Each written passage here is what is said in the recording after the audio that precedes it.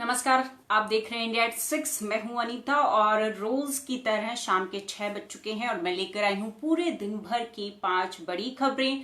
Corona virus और lockdown से जुड़ी जो भी दिन भर की बड़ी खबरें हैं वो मैं आपको बताऊंगी। साथ ही प्रवासी मजदूरों के संकट के बारे में भी चर्चा करेंगे और साथ ही मैं आपको बताऊंगी कि देश और दुनिया में कोरोना संक्रमण के आंकड़े क्या कहते हैं, कौन सा देश किस स्थान पर पहुंच गया है, कौन से देशों में लॉकडाउन को लेकर छूट दी जा रही है, भारत में कोरोना संक्रमण के मामले कितनी तेजी से बढ़ रहे हैं वो भी मैं आपको बताऊंगी, रिकवरी रेट क्या है वो भी मैं आपको बताऊंगी और साथ ही जो मैंने कहा कि प्रवासी मजदूरों के संकट के बारे में बात करेंगे। गुजरात के भावनगर में आज मजदूरों ने एक बस में तोड़फोड़ कर दी, क्या उसकी वजह रही वो भी मैं आपको बताऊंगी और साथ ही बात करेंगे कि भारत में, जैसा कि मैंने कहा कि दुनिया के बहुत सारे देशों में लॉकडाउन को लेकर लगातार चर्चा हो रही है, बहुत सारे देश लॉकडाउन में छूट देना शुरू कर रहे हैं, तो भारत में भी लॉकडाउन पर लगातार संशय बना हुआ है और लॉकडाउन पर फिलहाल इस वक्त प्रधानमंत्री नरेंद्र मोदी की सभी राज्यों के मुख्यमंत्रियों के साथ बैठक चल रही है।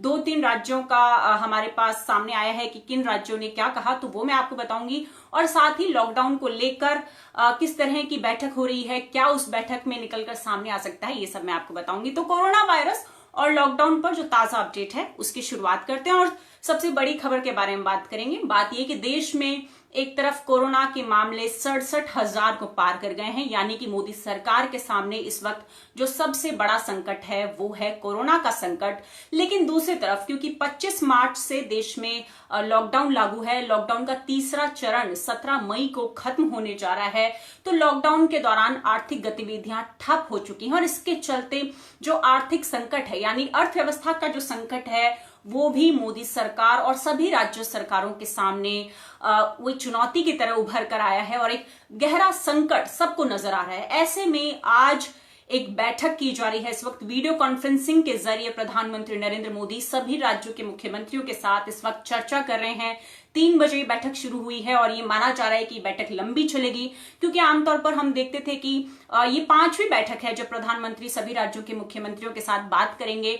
तो पिछले 4 बैठकों में हमने देखा कि सभी मुख्यमंत्रियों को वक्त नहीं दिया जाता था, सिर्फ कुछ मुख्यमंत्री अपनी बात रखते थे, अपना सुझाव रखते थे।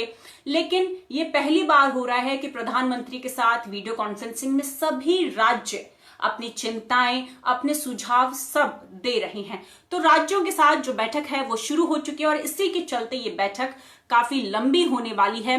प्रधानमंत्री मोदी ने कहा है कि 2 गज की दूरी का जो नियम है उसमें कोई ढील नहीं दी जानी चाहिए। इस नियम को हमें लगातार इसका पालन करना होगा। 2 गज की दूरी का जो नियम है अगर उसमें ढील दी गई तो फिर देश में संकट बढ़ सकता है। साथ ही उन्होंने कहा कि गांवों तक अभी तक कोरोना नहीं पहुंचा है और ये एक बड़ी चुनौती है कि हम कैसे गांवों को कोरोना से दूर रख सकें। साथ ही उन्होंने सभी राज्यों के मुख्यमंत्रियों को यह कहा कि आप आर्थिक जो विषय है यानी अर्थव्यवस्था में गति किस तरह लाई जाए, इस पर केंद्र सरकार को सुझाव दे।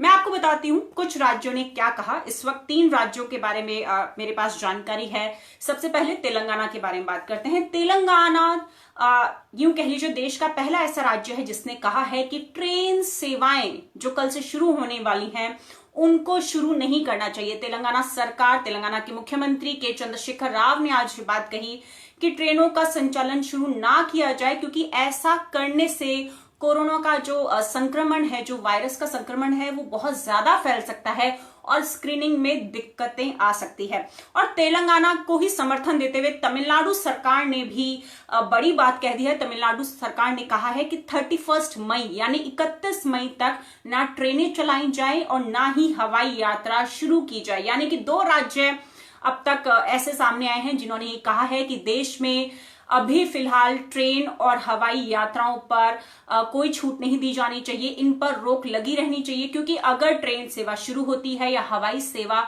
शुरू होती है तो फिर कोरोना संक्रमण जितनी रफ्तार से अभी बढ़ रहा है उससे ज्यादा हो जाएगा और स्क्रीनिंग करने में और ज्यादा दिक्कत आएगी। तो ये 2 राज्यों ने कहा। साथ ही पश्चिम बंगाल के मुख्यमंत्री ममता बनर्जी ने कहा है, आमतौर की तरह हमने देखा कि बैठक में भी प्रधानमंत्री नरेंद्र मोदी और ममता बनर्जी के बीच में खींचतान सी नजर आई। ममता बनर्जी ने मोदी सरकार पर आरोप भी लगाए और उन्होंने कहा कि केंद्र सरकार जब भी कोई फैसला लेती है तो वो राज्यों से बात नहीं करती है, खुद से फैसला ले लेती है और फिर राज्यों को वो इस बारे में जानकारी देती है। तो ये एक बड़ी दिक्कत की बात होती है कि केंद्र सरकार खुद से कोई फैसला ले लेती है और फिर राज्य सरकारों को इसके बारे में जानकारी देती है। तो ममता बनर्जी ने ये मुद्दा उठाया और साथ ही उन्होंने केंद्र पर भेदभाव करने का भी आरोप लगाया। आप सबको पता होगा कि इस वक्त देश में पश्चिम बंगाल सरकार और मोदी सरकार के बीच में किस तरह खींचातानी चल रही है कोरोना वायरस को लेकर।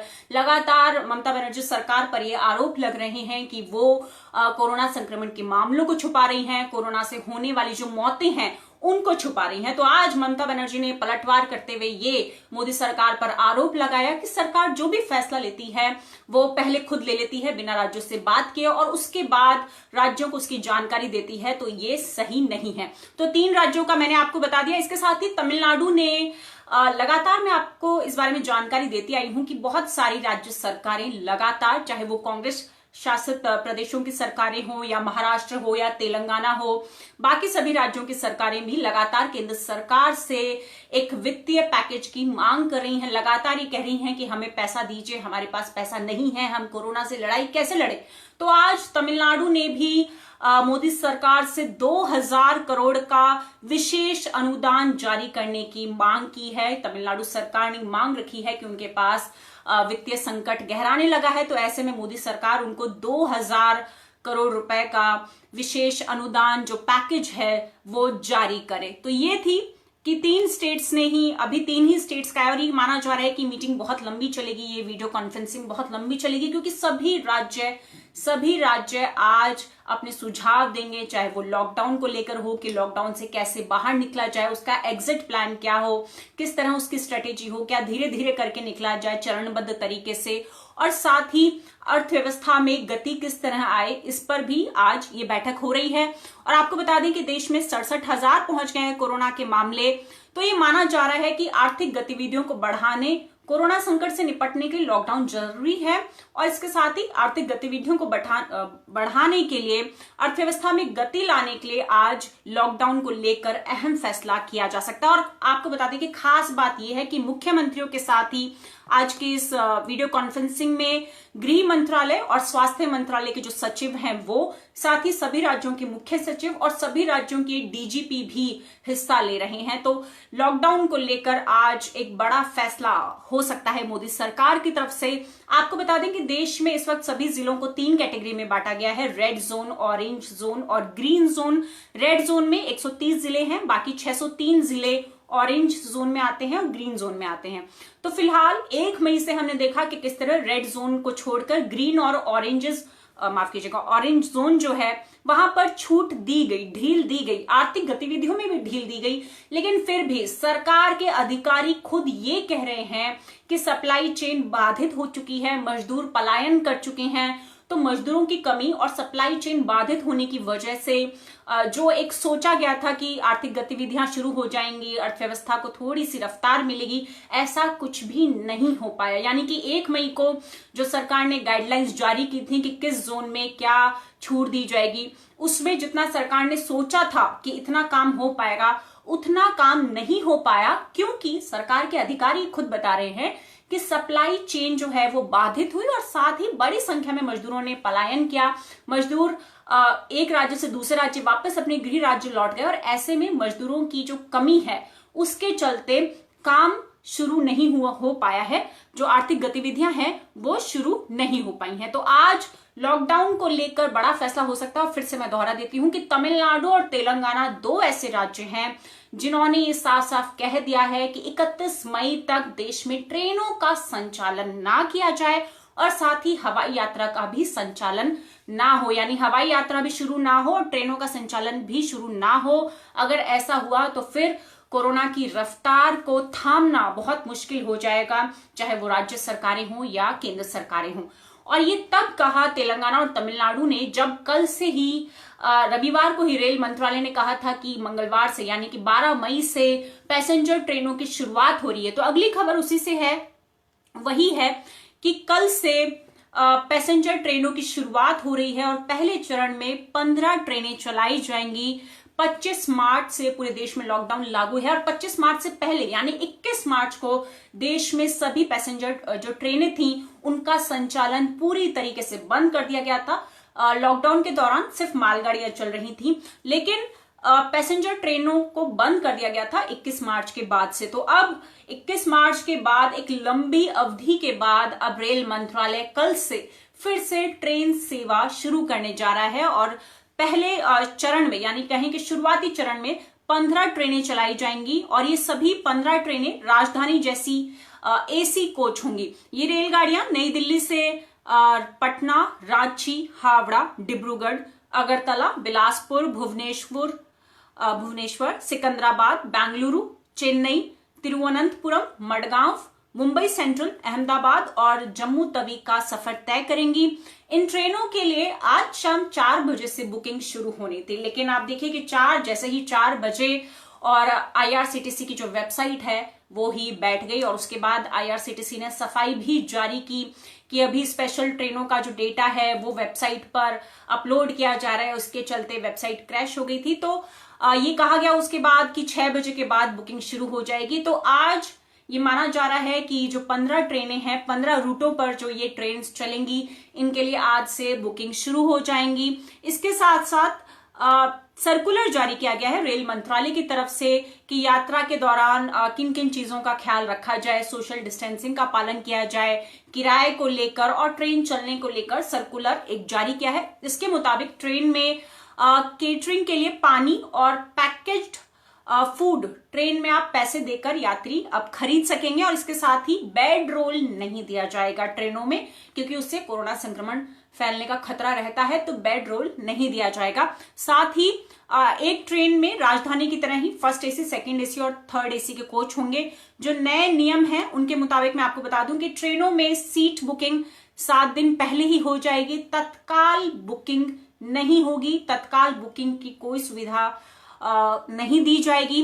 आरएसी टिकट भी नहीं मिलेगा, एजेंट टिकट बुक नहीं कर पाएंगे, यानी कि सिर्फ आईआरसीटीसी की वेबसाइट से, आईआरसीटीसी से बुक की हुई जो टिकट होगी वो ही मान्य होगी। साथ ही यात्रियों को स्टेशन, जो ट्रेन का समय होगा उससे 90 मिनट पहले स्टेशन पहुंचना जरूरी होगा और इसके साथ ही ट्रेन चलने के 24 घंटे पहले तक टिकट कैंसिल करने की अनुमति होगी। पूरा टाइम टेबल अभी जारी नहीं किया गया है, लेकिन रेलवे के मुताबिक ये 15 ट्रेनें, इनमें से कुछ ऐसी हैं जो रोज चलेंगी, जो छोटी दूरी की होंगी वो लगभग रोज चलेंगी, लेकिन जो लंबी दूरी की ट्रेनें होंगी वो हफ्ते में 2 या 3 दिन के लिए उनको चलाया जाएगा और ट्रेन के जो स्टॉपेज हैं वो नॉर्मल दिनों से कम रहेंगे, यानी कि कम स्टॉपेज के होंगे। तो हड़बड़ी में टिकट बुक ना करें, पहले देख लें कि ट्रेन के स्टॉपेज कहाँ कहाँ है, उसी के हिसाब से अपनी टिकट बुक करें। तो ये था कि जब कल से रेल मंत्रालय जो है वो ट्रेनों का संचालन शुरू करने जा रहा है और आज तमिलनाडु और तेलंगाना 2 राज्यों ने साफ साफ कह दिया है कि ट्रेनों का संचालन ना किया जाए, इससे कोरोना संक्रमण बढ़ सकता है। अगली खबर जो है वो प्रवासी मजदूरों के बारे में, जो कि मैंने आपको सीधा सीधा बताया था कि आज गुजरात के भावनगर में मजदूरों ने एक बस में तोड़फोड़ कर दी। यानी कि गुजरात में हम देख रहे हैं कि लगातार मजदूरों के बीच में एक बेचैनी जो है वो नजर आ रही है और आज की जो घटना है, अब तक ये पहली घटना नहीं है। इससे पहले सूरत, वहां का एक बड़ा केंद्र बना हुआ था जहां से लगातार हर हफ्ते ऐसी खबरें आ रही थी कि मजदूरों की झड़प हो गई है या मजदूरों ने पत्थरबाजी कर दी है, पुलिस के साथ उनकी झड़प हो गई है, कई सारे मजदूरों को गिरफ्तार किया गया। तो लगातार इस तरह की खबरें आ रही थी। तो ये 7वीं या 8वीं दफा है जब गुजरात में एक बार फिर मजदूर जो हैं वो भड़क गए। और वो क्यों भड़क गए, उसके पीछे एक बड़ी वजह थी कि दरअसल इन मजदूरों को गुजरात के भावनगर से आज रेलवे स्टेशन ले जाया जा रहा था। इनकी ट्रेन थी उत्तर प्रदेश के लिए, जो श्रमिक स्पेशल ट्रेन होती है, उसके जरिए इनको उत्तर प्रदेश जाना था। लेकिन फिर जो फैक्ट्री प्रबंधन था उनको पता चला कि ये ट्रेन कैंसिल हो गई है और बस आधे रास्ते तक पहुंच चुकी थी जिसमें सभी मजदूरों को ले जाया जा रहा था स्टेशन, और वो बस वापस मुड़ गई और जो मजदूरों की बस्ती थी वहां पर चली गई। इसके बाद मजदूरों को गुस्सा आ गया, उन्हें लगा कि प्रबंधन हमें अपने राज्य नहीं भेजना चाहता है, हमें अपने राज्य जाना है, और इसलिए मजदूरों ने बस में ही तोड़फोड़ कर दी।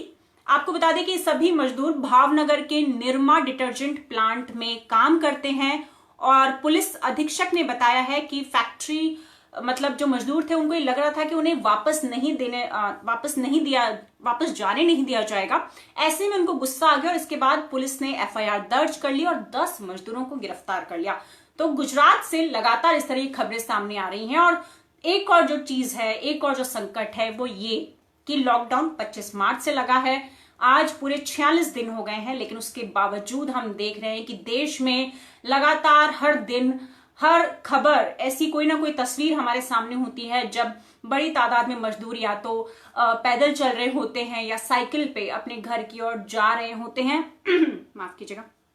तो लगातार हम इस तरह की खबरें देखते हैं। आज भी जम्मू से इस तरह की तस्वीरें सामने आई जब वहां से मजदूर साइकिल पर निकल गए, कुछ मजदूर पैदल निकल गए, अपने अपने गृह राज्य लौट रहे हैं। और एक बड़ी वजह ये है कि मजदूरों के पास, काफी बड़ी संख्या में मजदूरों के पास मोबाइल फोन अवेलेबल नहीं होता है, और अगर होता भी है तो वो लेटेस्ट टेक्नोलॉजी के नहीं होते, छोटे हैंडसेट जो होते हैं वो होते हैं। तो मजदूरों को श्रमिक स्पेशल ट्रेनों के बारे में पता नहीं होता है, उन्हें जानकारी नहीं होती कि आखिर उन्हें ट्रेन कहाँ से मिलेगी, वो रेलवे स्टेशन तक कैसे पहुंचेंगे, उसके लिए जो पास बनेगा या जो रजिस्ट्रेशन है वो कैसे होता है। तो मजदूरों का संकट भी लगातार बना हुआ है और अभी भी बड़ी संख्या में मजदूर पलायन कर रहे हैं। चाहे राज्य सरकार और केंद्र सरकार कितने भी दावे कर ले, लेकिन उसके बावजूद मजदूर, आप देखेंगे कि हर रोज इस तरह की तस्वीरें हमारे सामने आती हैं। मुंबई से भी बड़ी तादाद में मजदूरों का पलायन जारी है और मुंबई की टैक्सी ऑटो यूनियन ने बताया है कि शहर से 1000 काली पीली टैक्सी और 5000 ऑटो रिक्शा शहर छोड़कर जा चुके हैं। यानी टैक्सी और ऑटो चालक ग्रुप बनाते हैं 20-20 का या 50-50 के ग्रुप में, और फिर वो अपने रिक्शा के साथ या अपनी टैक्सी में ही निकल जाते हैं अपनी गृह राज्यों को, चाहे वो उत्तर प्रदेश हो, बिहार, झारखंड, मध्य प्रदेश। इन राज्यों में बड़ी संख्या में जो मुंबई से मजदूर हैं वो टैक्सी लेकर या खुद के जो ऑटो रिक्शा हैं वो चलाकर वहां पहुंच रहे हैं।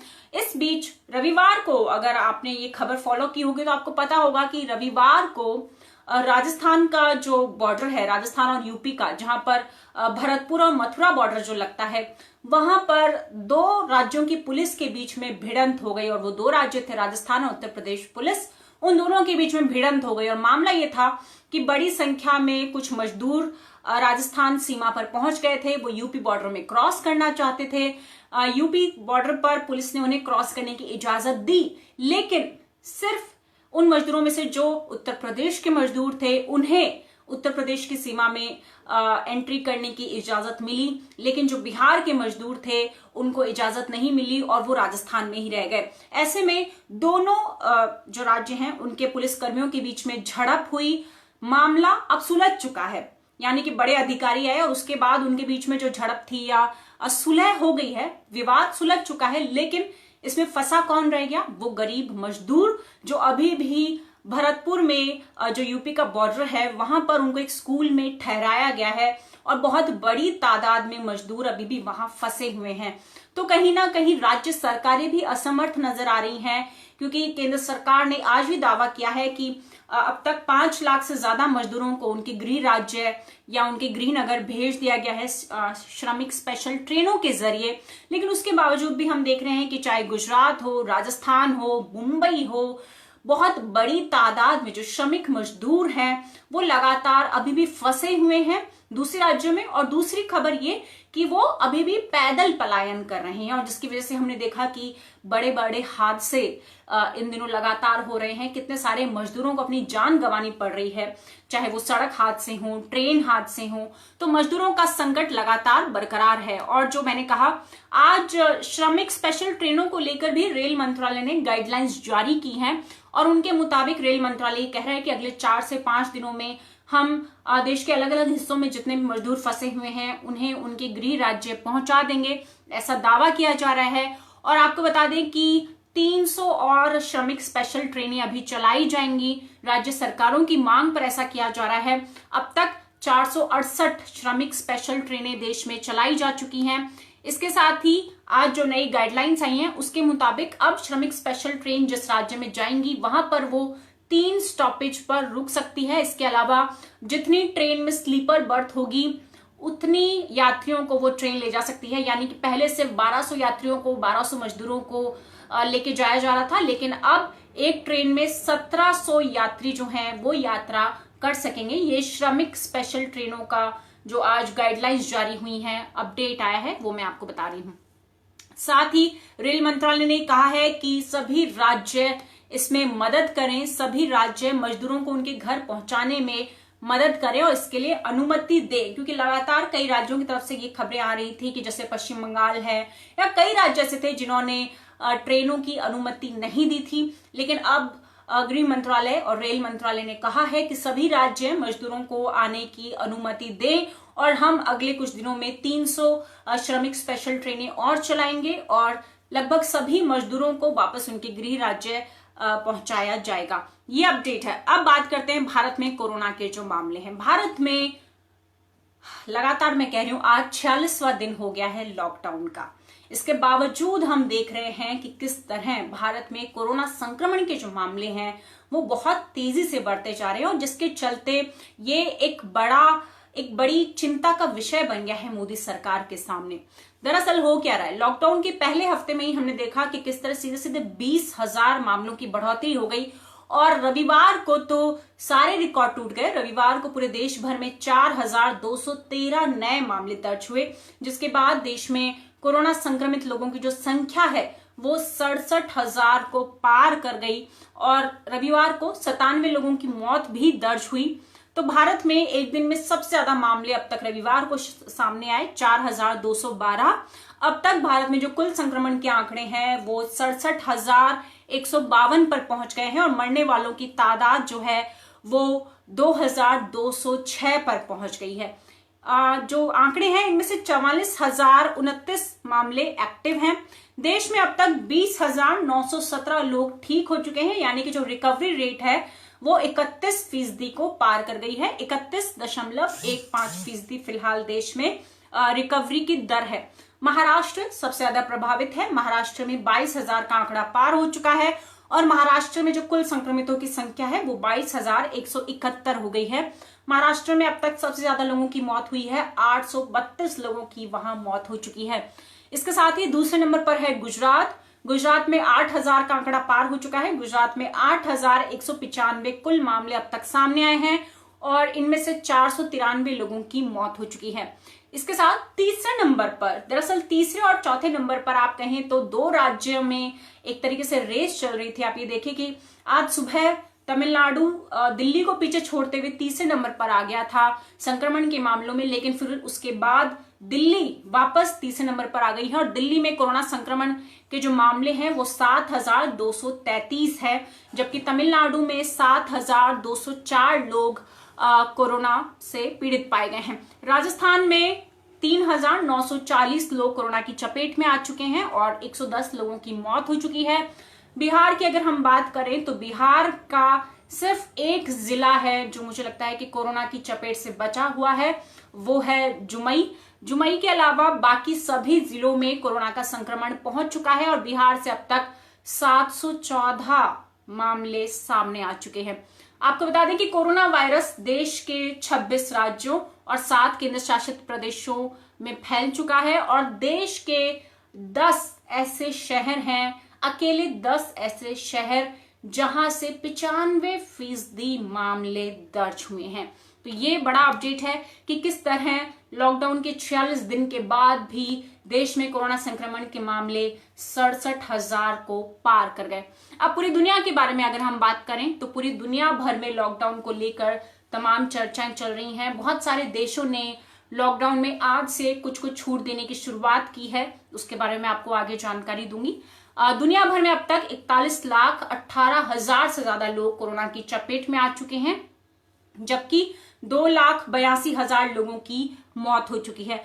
यूरोप ने अब अमेरिका को छोड़ दिया है पीछे, यूरोप नंबर 1 पर आ गया है। यानी यूरोप में जो कुल संक्रमितों की संख्या है वो 15 लाख को पार कर गई है। अमेरिका में अभी 13 लाख लोगों में कोविड-19 की पुष्टि हुई है और अमेरिका में 79,000 लोगों की मौत हो चुकी है कोरोना के चलते। लेकिन यूरोप में हमें ये नहीं भूलना चाहिए है कि अमेरिका के बाद जो 4 बड़े देश हैं तीन जो बड़े देश हैं जहां पर कोरोना संक्रमण की दुनिया में सबसे ज्यादा मामले हैं वो यूरोप से ही हैं, और वो हैं स्पेन, ब्रिटेन और इटली। स्पेन में अब तक 2,24,000 से ज्यादा मामले सामने आ चुके हैं और स्पेन में 26,600 से ज्यादा लोगों की मौत हो चुकी है। ब्रिटेन तीसरे नंबर पर है, 2,20,000 लोग यहां पर कोरोना की चपेट में आ चुके हैं और मरने वालों की तादाद 31,930 हो गई है। इटली में 2,19,000 मामले सामने आ चुके हैं और 30,000 लोगों की मौत हो चुकी है। और चौथे नंबर पर यानी कि अमेरिका के बाद चौथे नंबर पर, और वैसे दुनिया भर के जो सबसे ज्यादा प्रभावित देश हैं उनमें 5वें नंबर पर जो देश है वो है रूस में कल ही एक खबर हमने की थी, और रूस में पिछले 7 दिनों में लगातार हर रोज 10,000 से ज्यादा मामले सामने आ रहे हैं और रूस में जो कुल मामले हैं वो 2,09,000 को पार कर गए हैं। रूस में अब तक 2,000 के करीब लोगों की मौत हो चुकी है। तो जो मैं बता रही थी कि कुछ देशों ने लॉकडाउन में ढील देने की शुरुआत कर दी है, तो ब्रिटेन अगले हफ्ते से लॉकडाउन में कुछ ढील देगा, लेकिन आज से France, Belgium, Netherlands, Switzerland, Spain, Denmark, Germany, Australia और इटली, इन देशों में आज से लॉकडाउन में कुछ छूट दी गई है। आर्थिक गतिविधियों को खोला गया है। फ्रांस में आज से स्कूल खोले गए हैं, रेस्टोरेंट खोले गए हैं, लेकिन लोगों से ये कहा गया है, इन सभी देशों में जहां पर लॉकडाउन में छूट दी गई है वहां पर ये कहा गया है कि सोशल डिस्टेंसिंग का जो नियम है उसका पालन किया जाए। पड़ोसी देशों की अगर हम बात करें तो बांग्लादेश में 14,000 से ज्यादा मामले सामने आ चुके हैं और श्रीलंका में 800 से ज्यादा लोगों में कोरोना की पुष्टि हुई है, लेकिन श्रीलंका ने अब आज से लॉकडाउन में छूट दे दी है। पाकिस्तान की अगर हम बात करें तो पाकिस्तान में कल बहुत ज्यादा बड़ी तादाद में पाकिस्तान में कल रिकॉर्ड टूट गया था। लगभग 2,000 के करीब वहां मामले कल दर्ज हुए थे और पाकिस्तान में अब जो कुल कोरोना संक्रमितों की संख्या है वो 30,000 से ज्यादा हो गई है और 660 लोगों की अब तक मौत हो चुकी है। चीन की अगर हम बात करें तो चीन में कभी बीच में छुटपुट 1-2 मामले सामने आते हैं, कभी अलग अलग चीजें उनको लेकर कही जाती हैं, लेकिन वुहान शहर जहां से पूरी दुनिया भर में कोरोना फैला है और जहां पूरी दुनिया भर में कोरोना का जो पहला मामला था वो वुहान शहर में सामने आया था। और चीन के वुहान शहर में 3 अप्रैल के बाद ये पहली बार हो रहा है जब कोरोना संक्रमण के 5 मामले सामने आए हैं। तो 3 अप्रैल के बाद वुहान में अब कोरोना संक्रमण के 5 नए मामले सामने आए हैं और वुहान में 8 अप्रैल के बाद लॉकडाउन को खोल दिया गया था। तो ये थी आज की हमारी 5 बड़ी खबरें। मैंने आपको बताया कि किस तरह प्रधानमंत्री नरेंद्र मोदी इस वक्त सभी राज्यों के मुख्यमंत्रियों के साथ बैठक कर रहे हैं और चूंकि आज सभी राज्यों के मुख्यमंत्री अपने सुझाव देंगे, अपनी बात रखेंगे, अपनी चिंताएं रखेंगे, तो ये बैठक काफी लंबी होगी। आज लॉकडाउन को लेकर बड़ा फैसला आ सकता है क्योंकि मोदी सरकार के सामने, देश के सामने 2 बड़े संकट हैं इस वक्त। एक तरफ कोरोना का संकट है, कोरोना के मामले 67,000 को पार कर गए हैं, तो दूसरी तरफ आर्थिक संकट का मामला है। आर्थिक संकट जो बना हुआ है, आर्थिक गतिविधियां ठप पड़ी हैं, उनको खोलने के लिए लॉकडाउन को किस तरह खोला जाए, आज इस पर बैठक हो रही है और आज इस पर बड़ा फैसला आ सकता है। दूसरी तरफ मैंने आपको बताया कि प्रवासी मजदूरों का संकट लगातार बना हुआ है। गुजरात के भावनगर में आज सैकड़ों मजदूरों ने एक बस में तोड़फोड़ कर दी और जिसके बाद पुलिस ने 10 मजदूरों को गिरफ्तार कर लिया। इसके साथ ही मैंने आपको बताया कि कल से जो पैसेंजर ट्रेनें हैं वो उनकी शुरुआत होने वाली हैं। क्या गाइडलाइंस उनके लिए जारी की गई हैं, वो सर्कुलर जो जारी किया गया था वो मैंने आपको बता दिया है कि ट्रेन में चढ़ने से पहले हर यात्री की स्क्रीनिंग की जाएगी और बिना लक्षण वाले यात्रियों को ही ट्रेन में यात्रा करने की अनुमति दी जाएगी। और साथ ही मैंने आपको बताया कि पूरी दुनिया भर में 41 लाख से ज्यादा मामले अब तक सामने आ चुके हैं और बहुत सारे देश जिनका मैंने जिक्र किया वहां पर लॉकडाउन में छूट दे दी गई है। वो देश है France, Belgium, Netherlands, Switzerland, Spain, Denmark, Germany, Australia, Italy और श्रीलंका। इन देशों में आज से लॉकडाउन में कुछ छूट देनी शुरू हो गई है। तो ये थी आज की हमारी 5 बड़ी खबरें। इस लाइव को शेयर जरूर करें और जाने से पहले मेरी आपसे गुजारिश है कि आपको 1 मिनट का वीडियो एशिया विल हिंदी को भेजना है। 1 मिनट का वीडियो आपको बनाना है उसमें आपको ये बताना है कि लॉकडाउन के दौरान आप अपना वक्त कैसे बिता रहे हैं, आपकी क्या दिनचर्या है, आप क्या कुछ क्रिएटिव कर रहे हैं, कैसे खुद को पॉजिटिव रख रहे हैं लॉकडाउन के दौरान, इसकी जानकारी आपको देनी है। तो 1 मिनट का वीडियो आपको भेजना है एशियाविल हिंदी के व्हाट्सएप नंबर पर। नंबर नोट डाउन कर लीजिए 9003074655 9003074655। ये एशियाविल हिंदी का व्हाट्सएप नंबर है। इस नंबर पर 1 मिनट का वीडियो बनाकर आप हमें जरूर भेजें। आप जो वीडियो भेजेंगे वो हम अपने सभी सोशल मीडिया प्लेटफॉर्म पर उसे पोस्ट करेंगे। तो फिलहाल आज के इस लाइव में इतना ही। और अगर कोई सुझाव आप देना चाहते हैं, कोई कमेंट करना चाहते हैं, कोई सवाल पूछना चाहते हैं तो जरूर इस लाइव में आप मुझसे पूछ सकते हैं। कोरोना वायरस, लॉकडाउन, प्रवासी मजदूरों का संकट हो, आर्थिक संकट हो, आप जो भी सवाल मुझसे पूछेंगे मैं कोशिश करूंगी कि उसका सही जवाब और पूरा जवाब आपको दूं। तो आप मुझसे सवाल भी पूछ सकते हैं और अगर आपको कोई सुझाव देना है तो वो भी जरूर दें। आज के लिए इतना ही। नमस्कार।